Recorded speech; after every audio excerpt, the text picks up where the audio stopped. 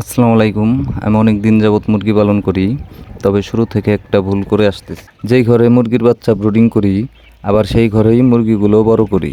এতে অনেক ধরনের সমস্যায় পড়তে হয়। বাচ্চাগুলো একটু বড় হলে রোগ জীবাণু সহজে আক্রমণ করে। তাছাড়াও ব্রুডিং ঘর থাকলে অনেক সুবিধা পাওয়া যায়। কালার বার্ড সোনালী মুরগি এক সেট বিক্রি করে আবার বাচ্চা উঠাইতে গেলে প্রায় 2 মাস বা 2 মাস প্লাস সময় লেগে যায়। আর ব্রুডিং ঘর থাকলে আপনি প্রতি মাসেই বাচ্চা সেল করতে পারবেন। ব্রুডিং ঘর থাকলে আর একটা সুবিধা পাওয়া যায়, যেমন বাচ্চার দাম প্রতি সপ্তাহে আপ ডাউন হয়। সেই ক্ষেত্রে বাচ্চার দাম যখন কম থাকবে তখনই আমরা বাচ্চাগুলো উঠাতে পারবো। তাই আমিও একটা বাচ্চা ব্রুডিং করার জন্য আলাদা ঘর তৈরি করে নিলাম। আরও 1 সপ্তাহের মধ্যে ঘর কমপ্লিট হয়ে যাবে। নতুন যারা খামার করতে চান তারা শুরুতে ব্রুডিং ঘরটা আলাদা করে নিলে নিজেরাই লাভবান হবেন। আমার খামারে প্রায় 800 পিস কালার বার্ড মুরগির বাচ্চা ছিল।